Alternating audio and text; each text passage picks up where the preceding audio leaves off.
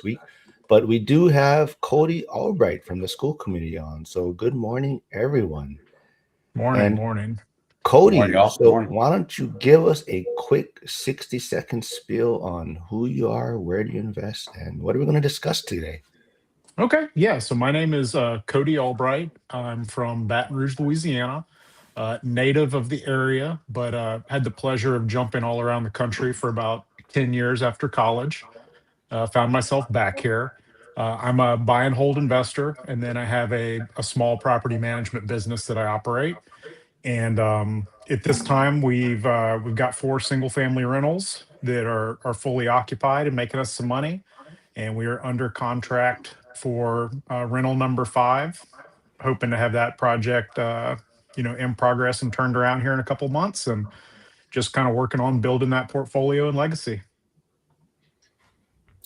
All right, just quickly, Joel, I don't know, I might mute you every now and I think I keep hearing back. I think it's you again, the back noise, like feedback coming through. But Okay. I do see a lot of people tuning in, so good morning. But yeah, I think you've been in school for a while now. You are a little bit newer to the community, but you're on a lot of the calls. I see you all the time, and I think you bring a wealth of knowledge, and I think a lot of people want to know about the property management side. But were you doing management before you got into investing, though, or was it investing first and then you jumped into property Good question, Mark. So just to tell you my origin story as far as all that is concerned, Lauren, you're on the internet. Say hi. management? So basically, in 2020, I went ahead and purchased my first deal. It was a little single family home in a town of Denham Springs, Louisiana. And my wife and I renovated that. She actually painted it while I was sick with COVID. And so the credit goes to her. And whenever we bought our second property, um, I had and we can get into the story later if you want, but I had an epiphany when I was screening the tenant for that property that I had to quit my job because a lady who was a manager at Taco Bell was making more money than I was making as a government manager with 20 employees underneath me. And I was like, well, this has got to change. So I immediately came home. She was my girlfriend at the time, my wife now. And I just said, hey, I was like, this is like untenable for me. Like, you know, and so I was like, I got to have a career change. So I started making phone calls, started shooting applications out. And I ended up landing a job with a corporate property management company managing a 312 unit Class A apartment complex. And I was able to parlay what I was doing is just a tiny little single family investor with 15 years of management experience. And the owners of that company felt confident enough that they could teach me how to run the property management systems based on my knowledge and what I was doing. And they gave me a shot. And so I quit my job, managed that complex for about a year, and then I got the opportunity to transition with that company and take over management of their commercial portfolio. And so transitioned over, was running their commercial office. We were managing everything from condominium complexes, industrial, retail strip malls, all sorts of stuff. Got a lot of fun experience there. And then ended up having an opportunity to go out on my own. So kind of planted my stake in the ground and made the jump. Before we move on, I just want to remind everyone, Joel and Lauren are streaming live also at this time. So please go jump over there, subscribe, comment. A lot of stuff going on in school though right now. So we got Cody Davis and Justin Camber are also streaming live also. So if you want to just hop over there quickly. And the ladies of ORAT are having their call today, but believe it's open for everyone. They're going to be having a book review, but a lot of places you can hop on, get some good information. And I just want to clarify that Cody may look smaller than all of us right now, but I think it's just his camera because he is a power lifter, competitive, Retired. retired power lifter. So he dwarfs all of us, I'm sure. Well, my, But my my PC is up on top of my desk, so I've got good angle for the gram, you know. I did want to just clarify because you do look shorter than the rest of us, but yeah, you're a competitive power lifter. But Joel, Lauren, any questions for him real quick or? Yeah, when you went into like you landed this like unicorn of a property management position in a lot of ways, like get so much experience doing apartments and then like commercial. Were you nervous to go out on your own and do your own thing, or had you kind of built up a little bit of clientele? Like, did you start with a few properties? Like, how was that transition? Yeah, I was terrified. Yeah. Completely terrified. I had a couple properties that obviously at that point I think I had three properties of my own. I was kind of looking after a few properties for a good friend of mine, but I didn't have a ton personally, but I was managing a ton through that job, you know. Mhm. So I felt confident that I could do it, but the concept of stepping out on my own and basically being 100% responsible for everything was kind of was very scary. And thankfully the individual that gave me the opportunity to step out on my own was kind of a mentor of mine. Um, and he's a very prolific investor. But basically, he allowed me to take over management of his portfolio because he decided that he had been working with the same property manager for about 13 years, and he had been very hands off. And then one day, just kind of did a random check on a couple of his vacancies and was just like, "I'm going to have to fire this person." And he shared that with me at lunch one day, and I basically said, "Well, before you fire, your current manager, let me give you a pitch. I'd like to manage your portfolio." And so I gave him a pitch, and he was like, "You're hired. When can you start?" Nice. So you And really I got to it was like that perfect timing and opportunity that came together and you're like, "Okay, this is the time if I'm gonna jump. Here's an opportunity correct, to have some properties to start off correct.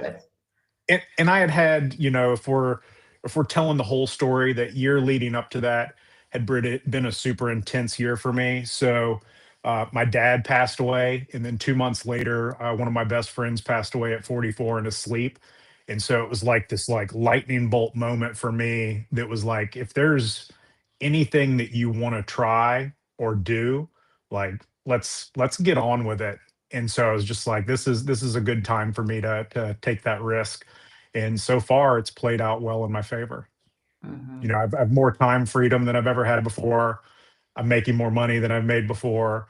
Um, and I get to do it all doing real estate, which is kind of that was my goal, was to find a way to be in real estate full time. And now I've accomplished that goal. So now I'm looking forward to, how can I just build more and more time freedom and more independence as I, attempt to grow my own portfolio. Mhm. I always joke around. I'm trying to get more properties so I can fire the clients I don't like. Yeah. It's a good goal. That's a Yeah. good goal.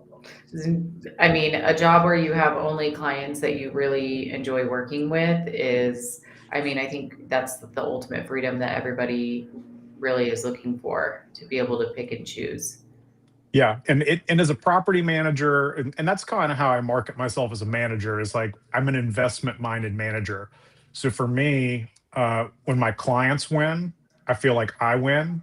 And being a former competitive athlete, that competition kind of spills over into a lot of areas of life. And so this is like a healthy outlet for it, uh, most of the time. Mhm.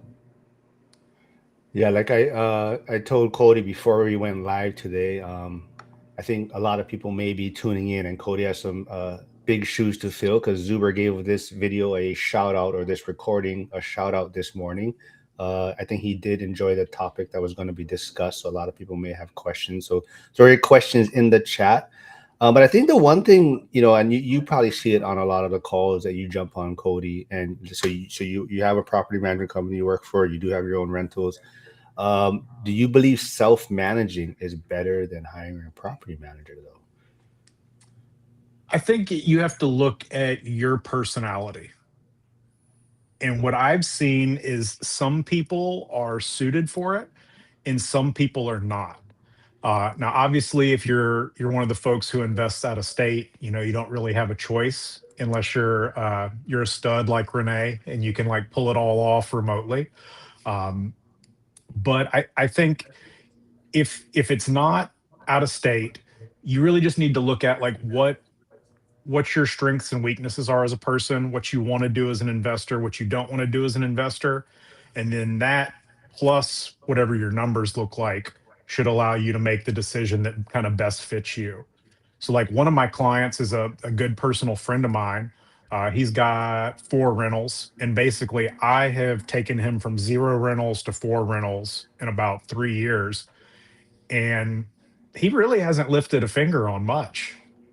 And his philosophy is he makes a really good W-2 income, and he trusts me as his friend and his manager. So basically, he just says, "Look, keep me informed, and let's not waste any money." Cool, we can do that. We can run a tight ship for you. Um, I have other owners that I work with that sometimes I think to myself, it's like, well, why do you have a manager if you want to be this involved? Um, and I'm happy to manage their property and work with them and do things the way they want them done. But at the end of the day, it's like you're paying me a commission, and then you're trying to do half the job because you don't want to relinquish control. So you just have to look at your own personality and what's going to fit you best, but also be financially responsible for you. But to answer your question, I think you can absolutely do self management if it fits you well. What do you see as the tricks of the trade or the things that you've learned through managing so many rentals? Like if somebody did want to self-manage, but they're like, oh, I don't know how to find a good quality tenant. I don't know what systems to put in place. Like, what are some key things that you do that make you successful as a manager? Yeah, so I'll go back to the personality thing. Like there's plenty of people in school and others investors that I meet that do things differently than me and do it well. So it's basically about like kind of honing your processes to meet what fits you best. But I think the first thing you need to do is just lay out on paper what your process is going to look like. Create that, like, hey, this is how I'm going to market my property, this is my screening criteria, this is how I accept deposits, this is how I accept rents. And basically answering all those questions for yourself before you start recruiting, interviewing, and placing tenants. I think with the entire screening process, a lot of folks will fly a little bit too much by the seat of their pants, and I've been guilty of that as well in the past myself. But I think if you can kind of go through and structure what that whole process is going to look like, that then gives you the structure to improvise when something comes up that maybe you didn't prepare for. And I think that's where a lot of people that I've talked to really get burned on the screening and the placement side of things, just because they take somebody at face value. They don't run proper background checks. They don't do proper follow up to verify the information they're receiving is accurate. And then they just place that person only to find out that they've been lied to or misled, and that person is, troublesome tenant. Joe, did you have any questions for Cody or Yeah, anything? yeah. Well, I don't know a whole lot about the Baton Rouge market, so I'm just curious on the numbers and price points and cash flow, and how much has changed since the first one to now when you're penciling deals out to acquire. Yeah, so it really depends on what you're trying to buy. So I call them beater properties. I've heard other people call them scratch and dent properties, or fixer uppers, whatever you want. So I'm looking for older single family that need rehab or need some sort of renovation, that I can usually get 50, we'll call it 50 to 60 cents on the dollar of ARV, and then I can put some forced depreciation into it and then rent it out. So if I'm giving you like the first deal I ever did, so we're going back to 2020. It was a 2 bedroom, 1 bath, brick cottage. It's about 925 square feet. Purchase price, I think I bought it at 55,000. It was an MLS listing.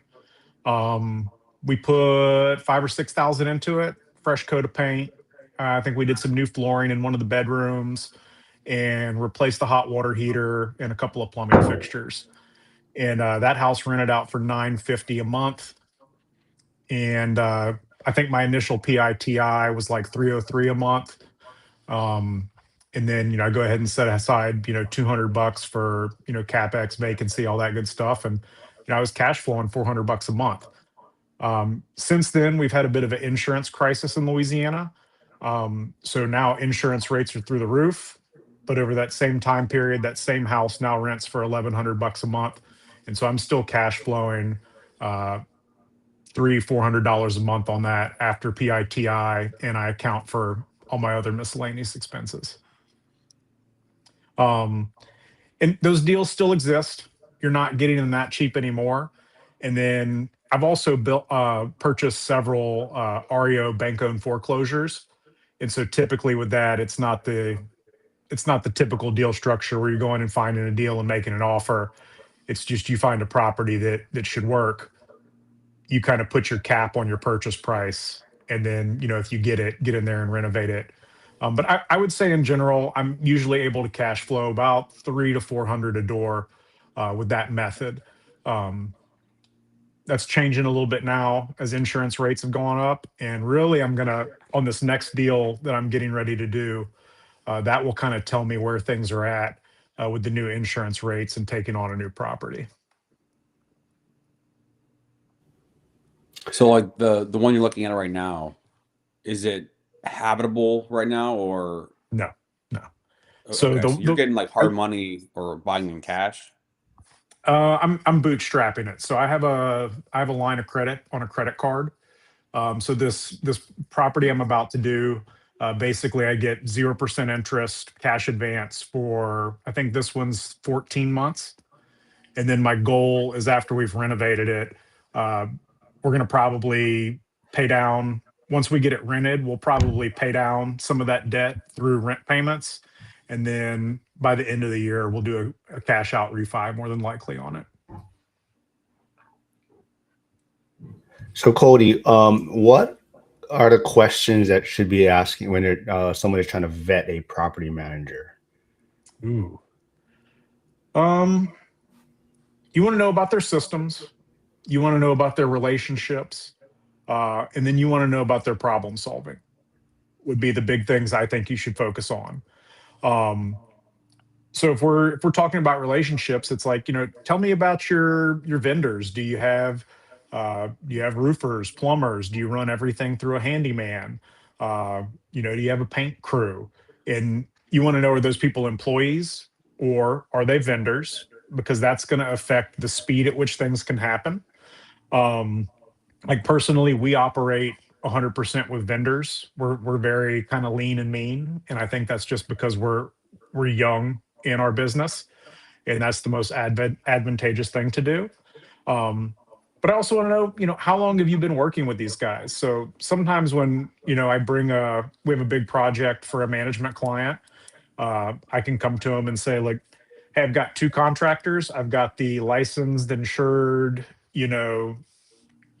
contractor with decals on his truck, and I know everything's going to be perfect, but it's going to cost you X.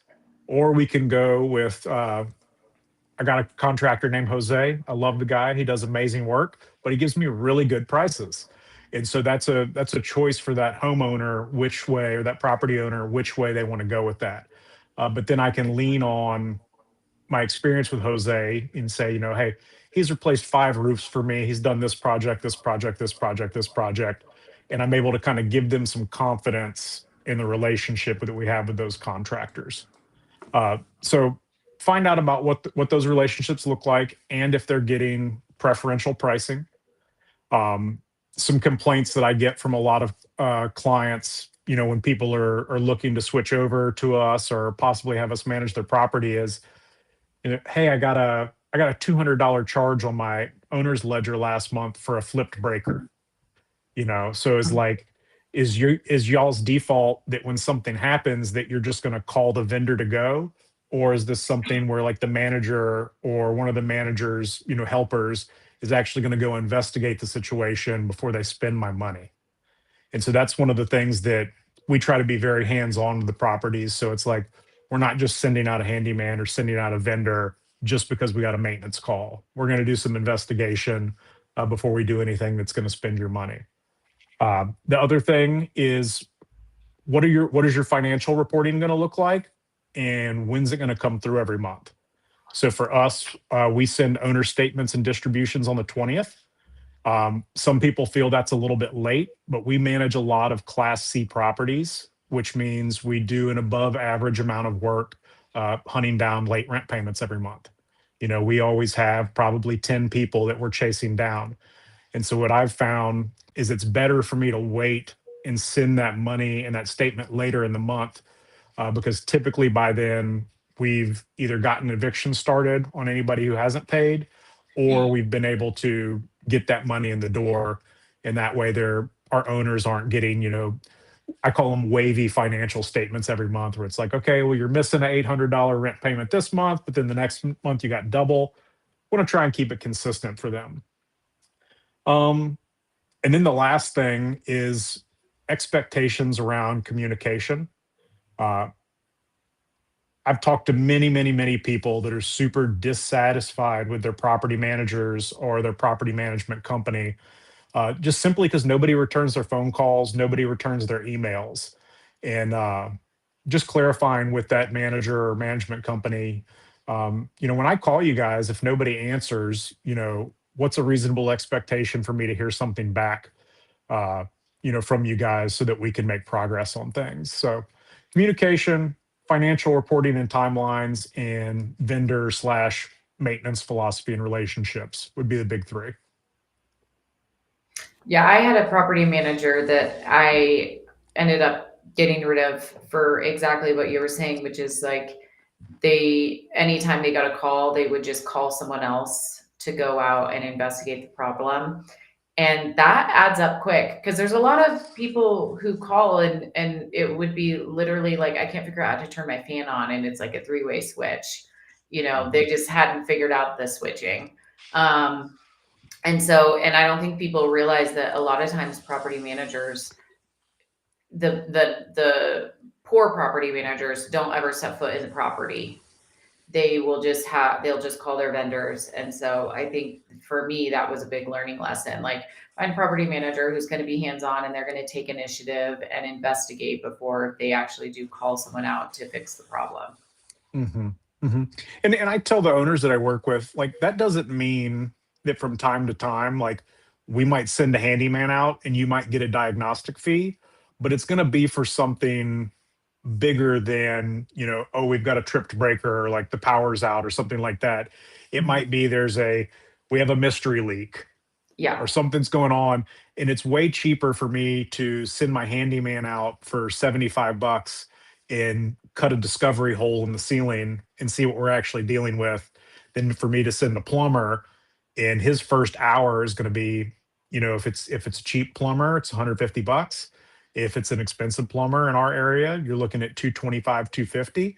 And so it's like, just on diagnostics, we're saving the property owner $150 before we really get into things. Just little stuff like that. That if your manager isn't an investor themselves, they just might not think that way. Kind of like you said, it's just like, oh, we'll just send the vendor, and the owner's responsible for the bill regardless, as long as it's within our threshold. And to me, like, if I'm handing off my properties, I don't want them treated like that. And I feel like that's kind of lazy.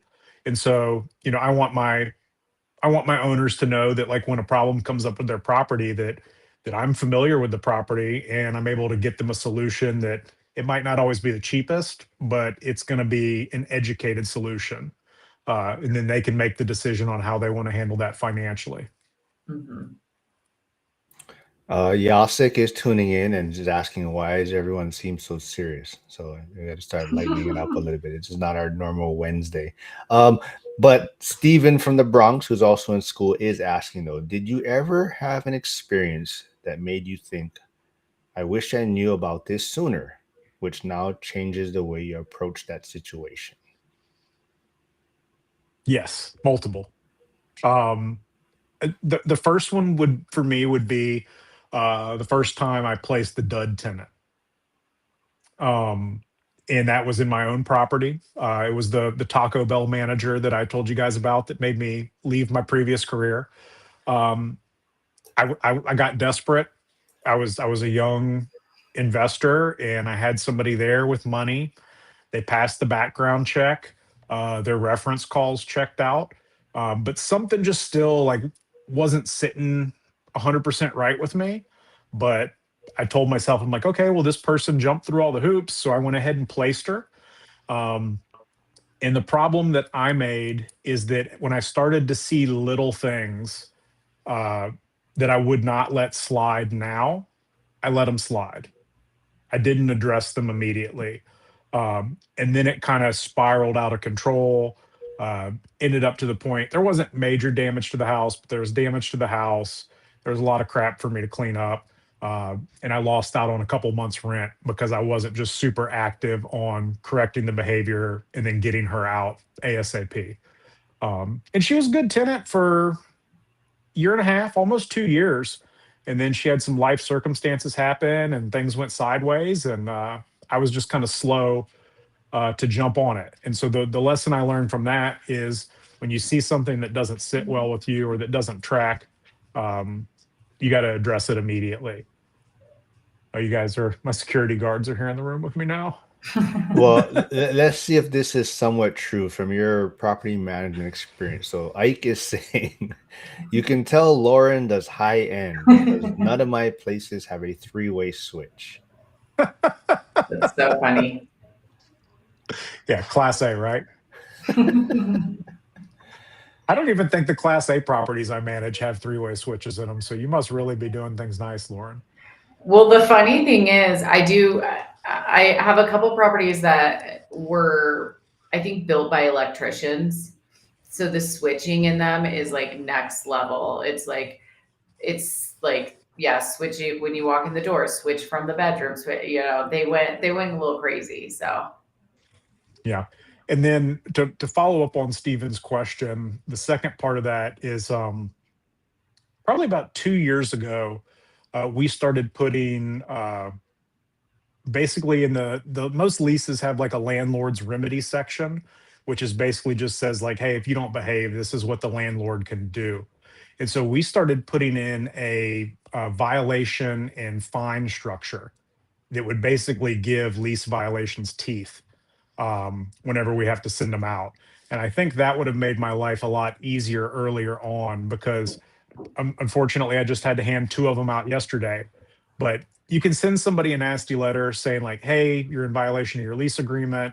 You need to rectify this decision or action immediately. But if you tack on a $50, $100, $150 fine with that, then that gets people's attention. And so that's something I wish I would have done and implemented earlier.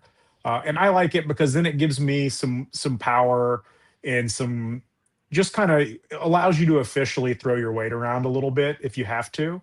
And so a lot of times if it's something that's silly and I don't think it needs to be corrected, but it's not worthy of a fine, we just say, hey, this is a courtesy notice. We need you to fix this situation. We will not be charging a fine as we are allowed to in the lease, but please rectify this situation in 7 days or 5 days or whatever. But if it's something that's, what's the word I'm looking for? It's rampant or it's like you can tell this person was being a bad actor, then that gives us teeth immediately. And nobody likes having their wallet hit. So that's something that I wish I would have thought about and added to our lease agreements sooner. Brady Morgan does say it doesn't help. There's like 5 different ways to do a three-way, and he also adds in, if you have any stairs, by code, you need a three-way to control the light from top and bottom. So any house with stairs should have at least one. James Hillis is asking, I am a general contractor. I have an out-of-town landlord that pays me $100 per property per month to be on call 24/7, and he pays my rate if I do the work. In your opinion, is that a good deal? Okay, let me read that. I'm in general.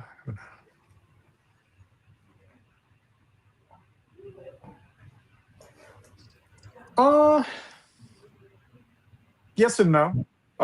So basically, the way I look at it is as the manager, I'm the one who's on call. and there's very few problems that need to be solved in the middle of the night that can't wait till the next morning. So it's like, if a water pipe burst, it's like, hey, sorry, we're cutting the water off to the building. We'll have a plumber out here first thing in the morning. Um, what I would probably do, what I have with my handyman, is we have a call out rate.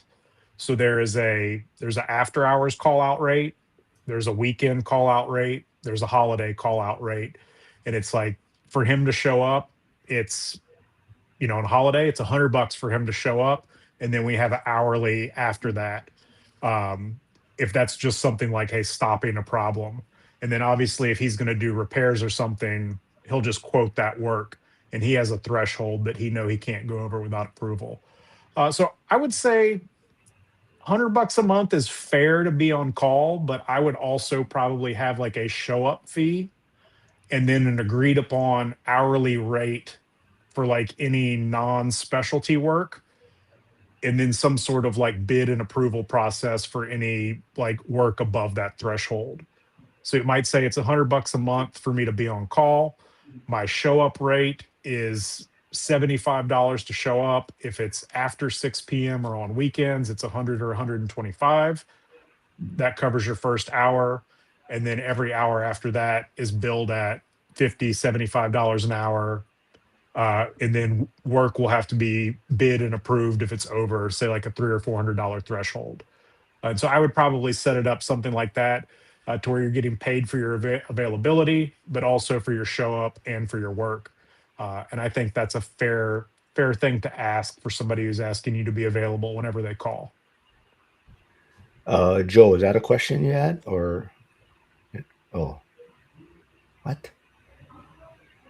All right.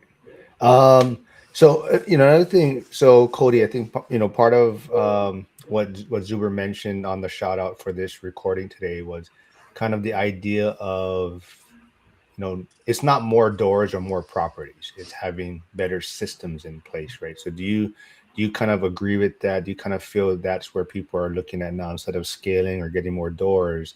They're trying to become more efficient on whether it's self-managing or their relationship with their property managers. Yeah. I think to me, systems give you the framework to play within. And just because you set up a system doesn't mean that it's going to work 100% of the time, every time. But what it does is it gives you the framework so that whenever you encounter something that maybe you're not prepared for, or that you've not encountered before, you already have that template that you can modify to fit your situation. And I think sometimes the folks that haven't developed their systems yet, when they get caught in that unknown, that's when they make bad decisions. And so basically being able to create that template, or that system, is what's going to stop you from making a bad decision on a whim. Um, for me, I took 2025 off from investing completely, and I basically spent all of 2025 dialing in my systems, going through like what my move-in procedures look like, going through my move-out procedures, how we handle lease violations, um, just kind of soup to nuts. And I thought I was done last year, and then this year I'm already like, oh no, I need to do this, I need to do that. So I think, and your system doesn't have to look like mine, but kind of like I said earlier, what you need to do is start putting down bullet points in order of operations, so that you know what you're doing each time, and you're kind of evolving this repeatable process.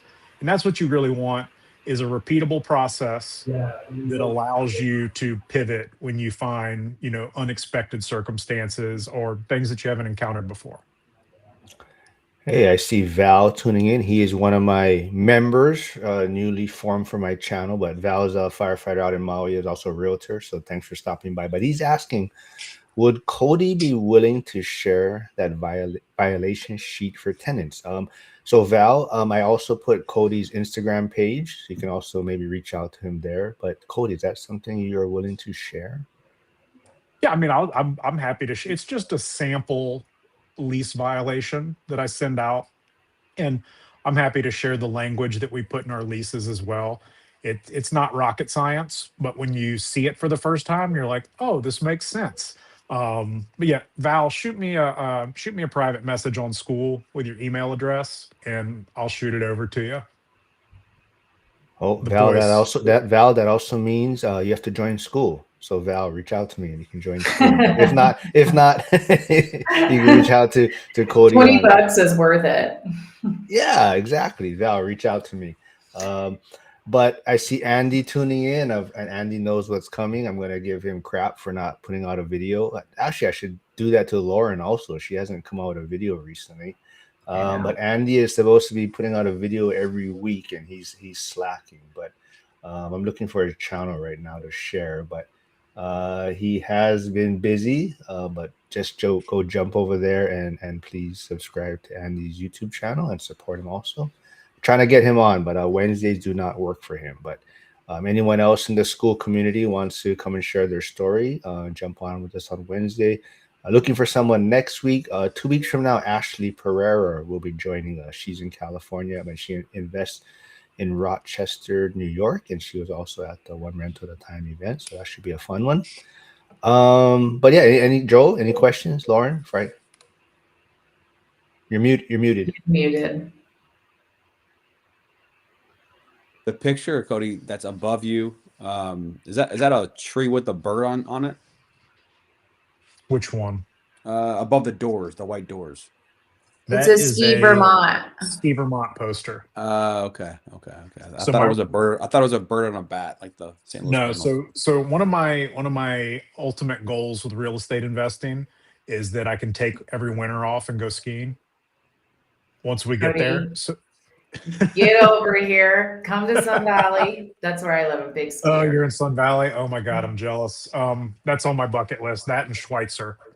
I grew up going to Schweitzer. That Yeah. I've literally never heard anyone say that place is on their bucket list. I've just we have some friends that live up in Salmon, Idaho, and my wife actually did some seasonal work a couple of years ago for Idaho Fish and Game, and so we got to spend some time. I think it's in Island Park, which is just outside of West Yellowstone. And then we're both big fans of Idaho, and I think eventually we have some family circumstances that are keeping us here, but when those circumstances are finished, we're probably going to end up in Idaho, Montana area is our long plan. But yeah, one of my ultimate goals, I just need enough rentals that I can go ski 2 to 3 months a year. You know, that's my real motivation. If you live in a ski town, then you don't have to go anywhere to ski 2-3 months a year. You just get to ski every year. Yeah. So Yeah. yeah, there's a lot of property management opportunities here. Yeah, we spend a lot of time in Taos, New Mexico, and I'm like, man, I was like, this place is ripe for the picking if I ever wanted to, move my business out here. Yeah, I've never skied Taos, but I've been looking at New Mexico a lot for real estate investing, and I kind of see it as a state that hasn't popped off yet in the way that it really should. Like, it has hot springs, it has skiing, it's got the desert, it's got a cool cultural history, and it's still relatively inexpensive. So I could see it being like a good place for real estate property management.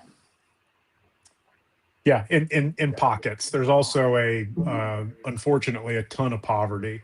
But I've always said if I ended up in New Mexico, I would probably start investing in mobile homes. I don't know if the statistic is accurate, but I met a older guy out there through a family friend one winter, and he owns a bunch of self-storage. And he shared with me that I think 60% of the housing stock in New Mexico is mobile homes. Wow. Now, like I said, I don't know if that's accurate. Throw it in Chat GPT, look around. But this guy had 4 or 5 storage facilities. So I figure he's doing his research and to some extent knows what he's talking about. Chris, who was our weekly guest, I believe 3 weeks ago. But he says, good reminder that you'll always be tinkering and tweaking the system, chasing perfection, improving precision. Looks like everyone's trying to recruit you to their area. Brady Morgan says Island Park is good snowmobiling. I see Flavio says Cody, Washington has tons of activities. I can't do Yasik says, I love Washington, can't do Washington politics. uh, very true. I do want to kind of maybe pivot a little bit. So you mentioned Chat GPT though. Mm-hmm. So how do you see like AI affecting property management? So like, do you think people are gonna need like traditional property managers less because as you see, there's a lot more like self-managing type AI driven management platforms, right? So how do you see Mm-hmm. that affecting property management? Um, I see it affecting some things. I see it not affecting others. I think if you have a Class A property, you can probably get away with it. Um, every class of property has different benefits and different pain points. So if I have somebody like, for instance, I just took a new property under management. We're officially starting on May 1st, managing that property. It's a 4-year-old, 3 bedroom, 3 bath, one side of a duplex. So it was new construction a couple years ago. It's going to rent for $2,700 a month in our market, which is high rent for us. Um, it's probably going to be college kids or a young professional or a family that's here temporarily. So they're going to be good with tech. They're going to be good with communication, um, things like that. And so you can defer a little bit of that onto the tenant, you know, and the fact that you're not going to have a lot of maintenance. If you start getting down to C class properties, you're not always going to have tenants that are super tech savvy, that are navigating the world the same way that you are as somebody who's operating a business. Or, like, let's face it, like if you're investing in real estate, you're probably more savvy than the average individual. And so there's going to be a communication disconnect and a responsibility disconnect a lot of times with those C class units, in my experience. And so I think you're not really going to be able to replace like a hands-on educated manager for those more management intensive properties. But if you have something that's really passive, high dollar, you can put a lot of things like reoccurring maintenance on contracts. So you can put a pest control contract in place, a lawn contract in place. Uh, you can set up things with like a handyman vendor because the property should be relatively low maintenance. I think it'll benefit the people that own those asset classes. But in the C, B minus, also depending on your region, um, I think my job will be secure. Joe, looks like you're gonna say Yeah, I something. mean, I'm kind of laughing to myself because that's on point. I mean, I'm the quadplexes that I've had. I've always had a property manager. There's just it's nonstop stuff. These are brick buildings that were built in the 1930s. It's sea level type of tenant. I mean, you're gonna have to have somebody that speaks that language, and Mhm. it's different. Yeah, I Yeah. absolutely agree. That was a great breakdown And then with the your other thing thoughts is on it. like AI can't peek in your attic with a flashlight. You know what I mean? And so like if, for instance, like I had a roof problem at probably one of my least favorite properties. It was ongoing for a couple of months, and like we had a roof leak. We would send the roofer out, and he's like, "Hey, I fixed it." I'm like, "Great. I'm gonna wait till the next rainstorm because it did a lot of drywall damage to the ceiling." So tell the tenant, "Hey, we've had the roof repaired. We're gonna wait till the next rainstorm before we do all the sheetrock repair. Can you let us know when it rains if there's still any sort of drip or anything?" It rains, we don't get any word. I'm like, okay, it's cool. So I called my sheetrock guy, schedule him to go out there. And then when he shows up, they're like, oh no, it's still leaking. So it's like, we got to get the roofer out again. So get the roofer out a second time. We get it repaired and it's still leaking. And so finally, I just said, to hell with this. And I went to the building, I climbed up in the attic and walked over to where I knew the leak was. And I'm like, oh, there's a cracked piece of decking board. And so what happened is the roofers did make the repair, but because the roof had old decking, when they were walking around, one of the boards cracked, which created a new leak opportunity. And if I wasn't willing to actually go up in the attic and actually figure out what's going on, that whole process could have gone on for another 3 or 4 months. And AI can't do that.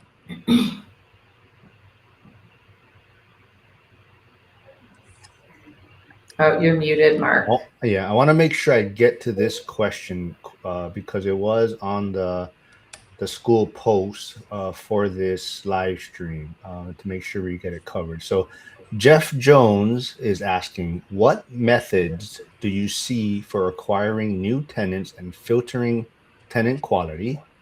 Advertising on Zillow with Zillow messaging for open house. Thinking more calls outreach to learn why moving, what they want in housing, time consuming but allows build up filtering questions better for income and ability for care for the house. That's a lot. Yes. Jeff, I'm gonna do my best, and then if I don't answer your question, you can follow up on me. I think you should cast a wide net, but I don't think you have to do everything underneath the sun. So what we do with our listings, our rental listings, we post on Zillow, and then we also use Turbo Tenant as our current management platform. So we also post through Turbo Tenant, which basically disseminates our listing to every website except for the Zillow infrastructure, which is Zillow, Trulia, and HotPads. For some reason, there's some bad beef between those two companies, and so we post them all on there. And then we just field incoming messages or inquiries through both of those. And really, the way that we kind of pull people in for showings really depends on what our vacancy situation is at the moment. So currently, if we have a ton of properties, let's say we have a month where like a bunch of turnover happens and we've got 8 vacancies, we're going to be setting things up in like an open house style just for time management perspective. So basically, every property will get 2 open houses a week. There's going to be one in the evening during Monday through Friday during working days, and then we'll also have one on the weekend. But whereas where we're at now, like we had last month, we had 5 vacancies. We filled 2 of those. We're down to 3. And so now what we're trying to do is it's more of like a show and go because I don't want apartments sitting empty. So if somebody messages me and they're like, hey, I'd like to go see the apartment today, and I have the availability, like we're going to go see the apartment today, or we're going to try and set something up for the next day. So it really just depends on how many units I kind of have that I'm trying to get filled. It also depends on the property location. So a lot of the properties that I manage are within like a 2-mile radius of my house, and I operate my office out of my house. So I have a lot more flexibility with those versus some of my personal properties are a 20 to 25-minute drive. And so typically I'm going to try and schedule those, open house style, or at least stack multiple showings together. So I'm not wasting an hour and a half of my time just to go show property once. But in terms of recruiting good tenants, we have a referral program that we do. So if a current tenant refers somebody to us and they pass our screening, they pass all of our standard screening processes. If the apartment or unit is under $1,000 a month, I give them $50. If it's 1,000 or it's 1,000 plus, I give them 100. And then if it's 2,000 plus, I give them 200. And I tell my tenants all the time, I'm like, look, if you know good people and they come to us and they rent an apartment, like you're going to get paid. And I've had several people send me tenants that way, and all the tenants that have been referred that way have been excellent, pay on time, take care of the place. But the biggest thing, Jeff, is just stick to your screening process. That's what's going to 9 times out of 10 get you a good quality tenant. And some people might disagree with me on this, and this might be more of a C-class thing, but I kind of want it to be a little bit of a pain in the ass.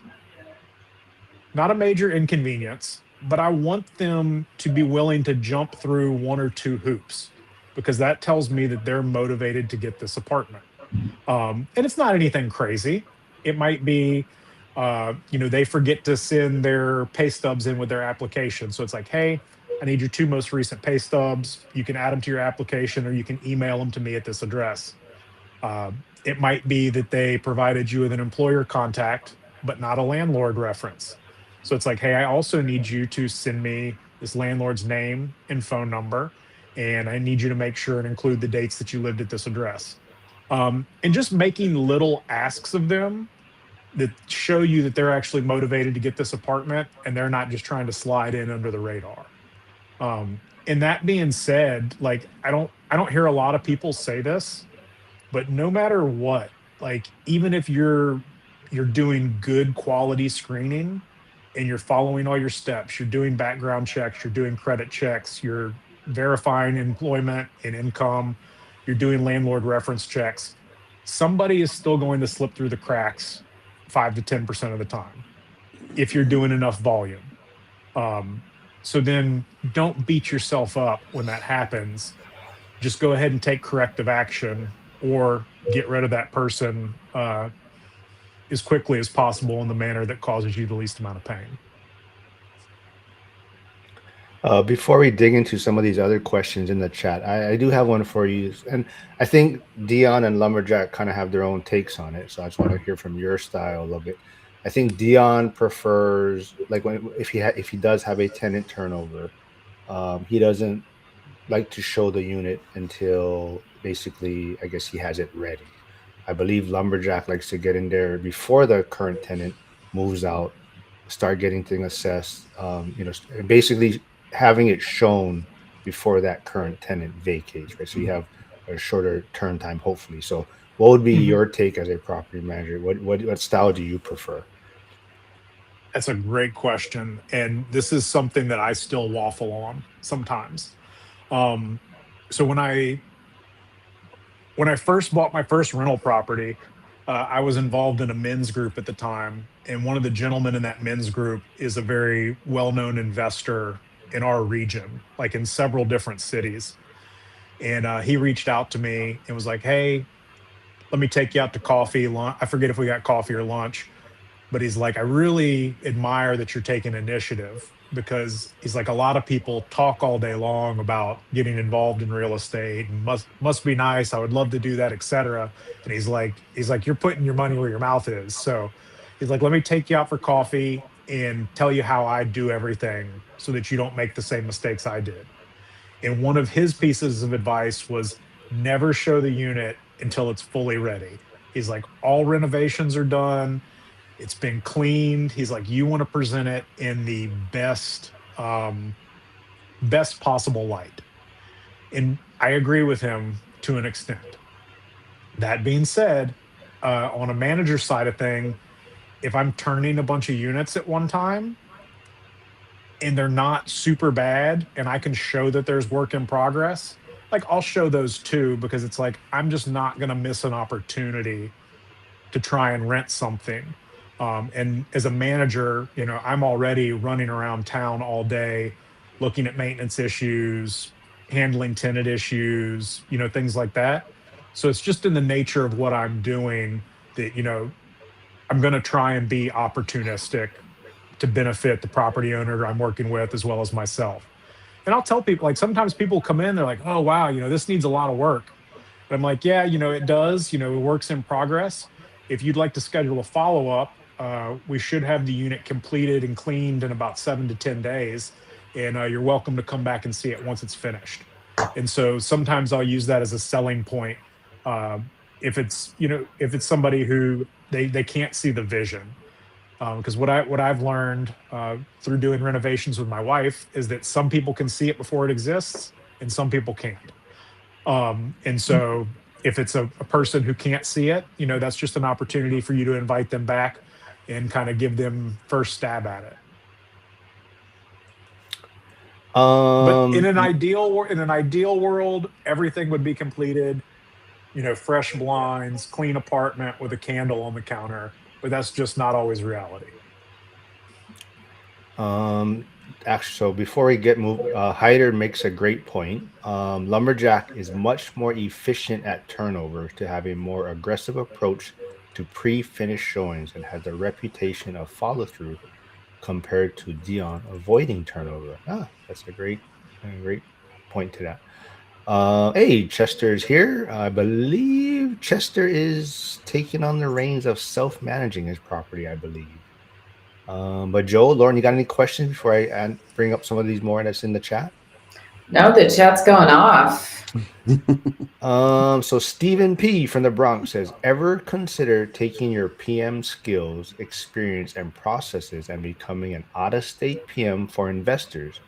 If you establish relationships with key people there, can it still be profitable? I'm not sure I'm following that whole question. Like, is he asking if I would manage from afar? That's what I think it seems. So maybe, like someone like myself investing in Pittsburgh, would you be like that middleman type of PM where you're managing my properties, I think, in Pittsburgh for me? I think that's kind of what he's leaning Yeah. So towards. if that is the question, I'm going to say no, because I just feel like that would be really difficult to maintain quality control. And I want to be able to stand by decisions I make. So for that, no. I think the way I kind of see things evolving for me is I'd love to do some consulting locally for people that want to come in, and I can advise them, because as a manager here in Louisiana, you do have to be a licensed realtor. So I do carry a license. So, I would love to be able to bring people in, help them find a property, help them get it fixed up, and then have it under management is kind of like my long-term play if we do end up staying in this area long term. But no, I'm not trying to manage anything from afar, especially not for other people. That just a little too much risk for me. All right, we got some sensitive people in the chat. I'm getting direct messages saying I skipped over members' questions. So apparently Ike wants his answered. So he is asking, what do you use to keep track of regular maintenance like filters, pest spray, etc.? Um, is he asking for my personal properties or ones I manage? Ike, if you're still here, maybe throw that in the chat. But maybe I know Ike self manages, so maybe for your personal properties. Yeah, just for personals, like we do say that pest control is a responsibility of the tenant. Now, if obviously if we get a raccoon or in the building or something like that, like I'm gonna jump on that as a landlord. I don't feel like that is the resident's responsibility unless they cause the problem. If they told me they're putting peanut butter lids in the attic and that attracted the raccoon, like, hey buddy, that's on you. But if things happen, animals get in, like, we'll take care of that. But pest control is the responsibility of the tenant. um, I do periodically just go by and spray anyway, and I just use, in my exterminator's advice, we just use Ortho Home Defense Max and just go hit the perimeter, go spray some areas, a couple times a year. um, and then for air filters, that is also the responsibility of the tenant. So we just send out quarterly reminders. Yes, he says both. He says, Yeah. And then for management clients, it's really about how they want their lease agreement to work. And so some owners understand that tenants probably aren't going to replace filters. And so we just contract with our handyman to get those changed out quarterly. Other owners are like, look, it's the tenant's responsibility, so they just kind of put it on them. And I personally don't think that's a great idea, just because I've seen so many units get clogged up and overworked and everything. But the majority of my owners still put it on the tenants. The one exception to that is I won't manage a property that has a attic air filter that they want the tenant to change, because I just feel like that's a liability I don't want anybody taking on. Is I don't want tenants in attics. So if they do have like the big like 5-inch filters that get changed every 6 months, I will tell them as part of our management agreement that, like, hey, you're going to have to either pay myself or my handyman to go do that, because it's never going to get changed if you require a tenant to go in the attic and then, God forbid, they trip and fall through your ceiling. Then we're all going to be in court. what was I gonna say? Yep, Chester does say the Hemlane journey does begin. And Joel said he just interviewed Dana Dunford, CEO of Hemlane. So, Joel, when is that coming out? Probably in May. Who is that? Who's Hemlane? She is a big part of the ORAC community, so she's also in school. You can always tag her in school, but she is one of Zuber's regular weekly guests. She's the CEO of Hemlane. Hemlane is a management software platform. She's been at all the ORAD events, but she it's kind of like so Cody was mentioning Turbo Tenant. It's just Hemlane is similar. They have their Gotcha. own. I think I don't know if Tenant. I think it's an outside um, addition to it, but I don't. Does Tenant Turbo doesn't have the vendor maintenance option, right? I Is don't that am think I so. correct? You can enter vendors in and then basically um, shoot work orders out to them.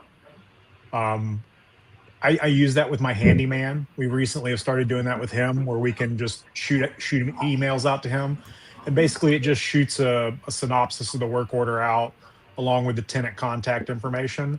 And so basically, what I have him do is once I've looked at something and I've assessed that it's something that needs to be taken care of, basically I'll email him that, um, say, hey, here's the threshold on this project. Like, if you can stay under that, you don't need to call me for approval. And then it sends the tenant's contact information so he can call or text them, let them know that, hey, he's our maintenance provider. He's received this work order, and set up a time to go by and address that issue. But with our other vendors, um, typically we're scheduling it and either meeting them there if it needs to be something for us to explain the situation, or like I have a really good HVAC vendor. He knows the majority of our properties. I'll just send him out and basically tell him to call me if it's going to go above our threshold. Once we know it's something that like we can't fix in house. Yeah. So I think you have to enter your own vendors for Tenant Turbo, like Cody's saying. Hemlane does have a tier that would be more like an automated AI version, or they use their own vendors. So like Dion, for example, likes to use Hemlane for when he travels. He can just set it on the most automated version, and basically Hemlane would send out their own vendors. The only issue I would say, you have to check what market you're in, because if you're in a smaller market, sometimes they don't have vendors available. So that would be the only problem if you do go on the highest tier with Hemlane. So everyone go check out Joel's channel. He said possibly in May that recording will be out. Let me see if Oh, my and speaking of recordings, Brandon's episode's gonna be coming out, I think, next week. yeah, we don't talk about Brandon on this channel anymore. He broke up with me, so we don't talk about him anymore. No, Brandon's a little busy, so he's stepping away from Tuesdays for a while. But Gus, I thank Gus from the school community for filling in. So Gus is definitely different personality, but great information also. So it's fun to have Gus on. Let's see. Congrats on Hemlane. Technically on behalf of Hemlane. Pete Curtis says, "I think I have a family in Wilmer, Louisiana." He's talking. Yeah. I heard there's lots of birds in Wilmer. Yeah. Oh, yeah. Quickly. So what is Bird Dog Properties? So that is. So basically, I mean, everybody knows what a bird dog is in real estate, right? That's it. That's how I kind of got. That's the first real estate meetup I ever went to. I had no clue what I was doing, but I knew I wanted to buy a rental property. And at the time, I had a job working for our municipality, Parks and Rec. So my first 15 years of my working career, I worked in outdoor education and adventure education. So we do educational backpacking trips, whitewater rafting. I was a ropes course or a challenge course operator, depending on where you live. And so basically lived a life outdoors. And this job, I was constantly driving around. And so at this real estate meetup, they do like a wants, needs, and kind of like a intros. And I was like, well, crap. I was like, the only thing I have to offer is like I'm driving around town all day. and I see, properties everywhere. So I just raised my hand. I was like, I have no clue what I'm doing. I'm looking forward to being an investor. And if anybody needs a bird dog, like I spend all day in my truck. And so if you tell me what you're looking for, and I see any properties, I can write down addresses and send them your way. And nothing ever panned out of that. But that was kind of like my initial attitude was I was like, dude, I'll just whatever I need to do to kind of get rolling, I'll do it. Um, and originally, when we formed our LLC, it was another name that nobody can pronounce because it's a territory where like my family originated here in America, and people would misspell it on rent checks, and nobody could pronounce it. So I just decided to go ahead and change it, and Bird Dog Properties fit. All right, I got like two more things before we wrap things up. Yeah, But and I've got two hound dogs, so I got to use them as the logo. I better get my members' question in real quick though. But Flavio is asking, Cody, do you do professional pictures? No, I'm not a photographer, but no, I get what you're asking, Flavio.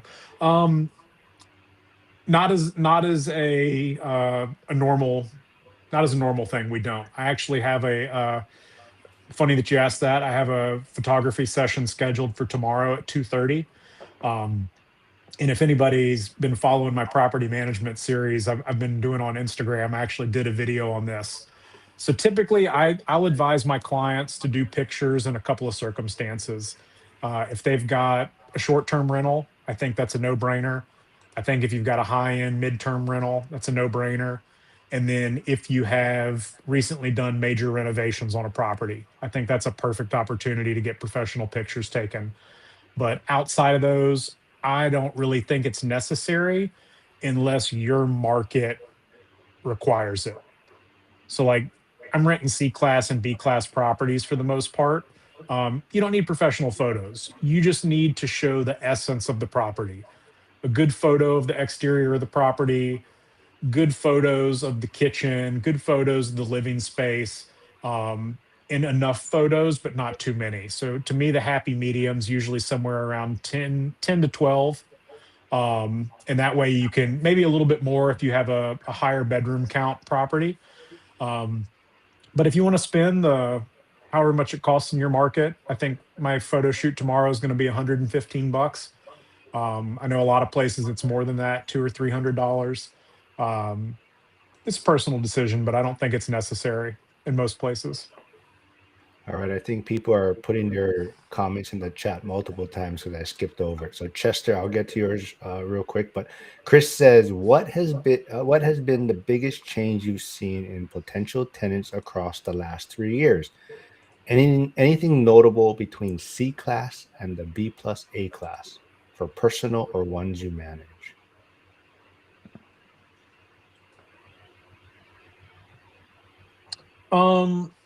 Usually keep in mind I'm in a college town. So LSU University, whenever school's in session, our population grows by like 30,000. Um, so like some of my A class properties that I manage are usually it's young professionals or students. And so what I've seen with those properties is a lot more mom and dad co-signing on leases for kids that are in college. Uh, and it's more of and maybe this is just because I grew up different and didn't grow up with a lot of money, but like the idea of my parents co-signing on a $2,000 a month rental house, like that blows my mind. And that these parents want their children to be in these like nice upscale houses. Whereas like when I was in school, I rented a crummy $700 apartment with, a friend of mine because that's what we could afford is, $375 each a month. And that was, we were kind of scraping by and we were on our own. And so I've seen a lot more family backing with the higher end stuff because they want their kids to be in these nicer places. Um, on the C class stuff, I've seen more people in the last couple years uh, pivoting into that because of like life circumstances, whereas before you just had typically like a certain type of people. So I've seen a lot of people that I think could afford to be in a higher end property kind of stepping down and renting something that they're overqualified for, at least in my market. And I've seen that with like a lot. We do like a lot of studios and 1 bedroom apartments, and like I can't. As soon as those things are listed, like they're gone, typically. And I've seen a lot of people that I would be surprised that they're moving into them. That's specific to my market and the properties I manage, though. And then Chester wants to just he's commenting kind of on Steven's earlier question about the remote property manager. But he says, I think the basis of Steven's remote PM skills question shows the potential of the community in terms of networks of investors and cash flowing markets. Well, I mean, anything else you guys? I'm gonna bring up one last thing towards the end. But Joel, Lauren, you got any final questions for Cody before we wrap things up today? No. No. Hey, Jim's here. I do want to tell everyone, if you are in school, Cody has a great post recently about legacy folder, right? Legacy binder, I believe. So Yeah, legacy folder, he, legacy binder. he did provide some details there. So if you want to check that out, he's providing some resource. And I think a lot of it came from, like, I think Joel, Lauren, we kind of touched on it a little bit last week. Zuber had an interview with Mark Ferguson's widow. Mark Ferguson passed away unexpectedly about a year ago. The wife's kind of dealing with a lot of things. And I think Cody watched that video also, and it got him thinking about certain things of getting things in place. Is that kind of accurate, Cody? Yeah, I listen to the podcast. I try to go out and walk every day, and usually that's the time when I can listen to a podcast. And I was listening to that, and it just kind of got my head running. And I was like, I'm pretty sure I have this legacy binder template just sitting on my computer. And so I went and found it and was just like, I know there's been some talk on some of the calls here and there, people talking about setting up trusts for estate planning, and it's never been a deep dive topic.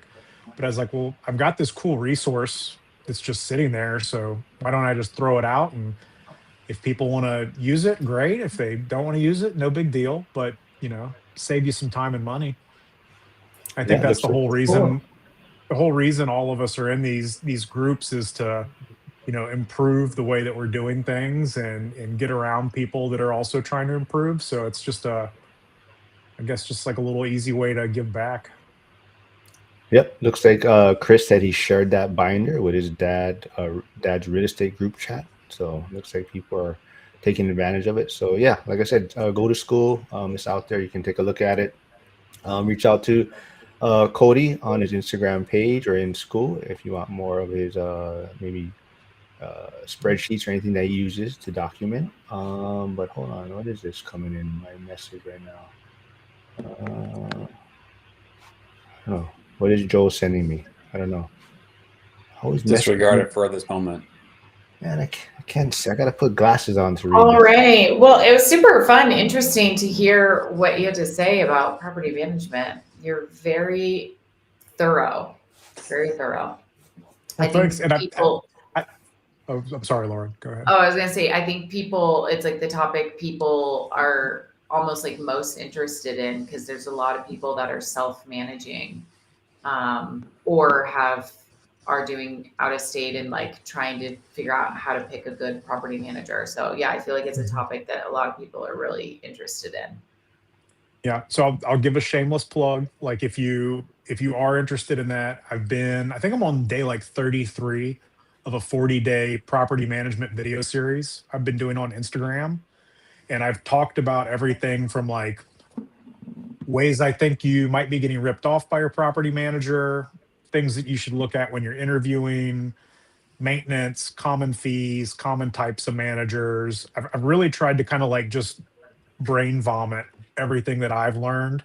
And so that's a free resource for anybody who's looking to learn more about that. And I appreciate the fact that you feel like I'm thorough because it always feels it always feels like you're needing to improve something. And I feel like I'm in a constant state of evolution. So I'm glad to know somebody else feels like I'm doing something right. Yeah, absolutely. So there is Cody's Instagram page also if you want to follow his journey there. Joe Lauren's YouTube channels are there. Go subscribe. Joe's newsletter, go check that out. A lot of great information there. But any final words? Lauren, when's your next video coming out then? You guys know I have not thought about YouTube. Like, You're on a roll for a while. I know. I'll get back into it. I've been doing a lot of renovation stuff, like on site the last 2 weeks, like all day. Oh, well, you know what? Actually, there was I skipped over Flavio, my member, so I better ask you. He said, "How is the update, or what's the update on that?" I think he said the Cafe Mariposa Yeah, boutique hotel. yeah, he's named it. He's sticking with it. Which I did answer he posted on my video, and for whatever reason, my responses don't show up. But yes, we're working with a structural engineer who's also an architect, and he's working with the city. So he's doing preliminary drawings. But I will say that I met with someone from the city yesterday, just talking about the sidewalk in the front. And he said that in the back, they're building a huge mega church. And the exemption that we're trying to get is for parking. And they right now are in the process of getting an exemption for parking, which the community is kind of up in arms about because the parking situation on Sundays there is already crazy and they're expanding. So that doesn't bode well. Like, we need to quickly move before it becomes an issue, because that's how it happens. Like, one person gets exemption and then they kind of shut it down for everybody else in the area. So we'll see. We're in that process of just working with the city right now. All right, cool update. Reminder, everyone, Frank doesn't do it anymore, but the Wednesday school call is tonight, 8 p.m. Eastern, I believe, is Charles. When they start it goes for about 6 hours, so don't ever be afraid to jump in late. It may not show up on the calendar because the time is gone, but you can still click on the link and someone will probably be there. Yeah, I think it was 1 a.m. last week. Yeah, you guys are crazy. Yeah. Josh Burdick does say I need to check out Cody more. We'll wrap it up with Flavio says Lauren is the next Cody Sanchez. And yeah, She's way better at YouTube than me. I'm gonna give a plug though for my members. I will release my recording with Dion and Lumberjack early today. Once I get it done, it'll be out before Zuber does, I'm sure. So members can watch that before it is released to the general public. But everyone, thanks for members of what? My channel, because I didn't know it was set up. Like, I didn't know there was a membership, and Flavio guys joined, so now I can't cancel it now. How many members do you have? I don't know. I think I have like 12 or something. It's $1.99 a month. So now so Flavio keeps messaging me, hey, what do members get? What kind of benefits do I get? So that's why now I have to do these stupid Premiere video things. Like members only access stuff. But everyone, definitely thanks for tuning in. I'll be back Friday with Emily Lopez, Bitcoin Nick on Saturday, and we're still looking for a Wednesday guest for next week. So anyone in the school community wants to share their story, but like I said, 2 weeks from now, Ashley Pereira will be joining us. But everyone, thanks for tuning in and have a great rest of the day. See ya. Cool. See y'all.